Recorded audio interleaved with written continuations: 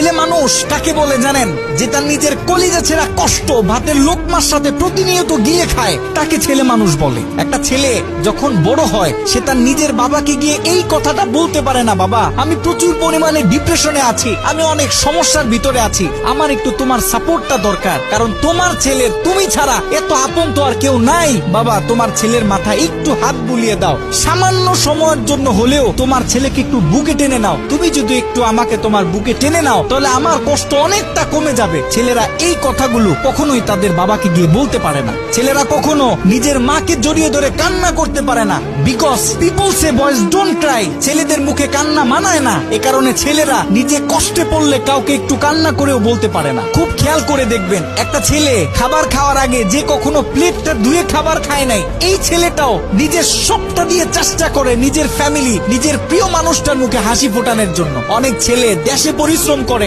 অনেক ছেলে প্রবাসে বছরের পর বছর নিজের ফ্যামিলি, নিজের প্রিয় মানুষের মুখে হাসি ফোটানোর জন্য পড়ে থাকে। দিন শেষে ছেলেদের মুখে হাসি ফোটানোর মতো কাউকে পাওয়া যায় না। আমি মনে করি boys are the best actor in the world. এই পৃথিবীতে ছেলেরা হচ্ছে সব থেকে বড় অভিনেতা, কারণ ছেলেরা নিজেদের বুকে হাজারো লক্ষ কষ্ট পুঁতে রেখেও মুখে হাসি নিয়ে চলে, কারণ সে জানে আজকে আমি যদি ভেঙে পড়ি তাহলে আমার পুরো ফ্যামিলিটা অস্তিত্বহীন হয়ে যাবে।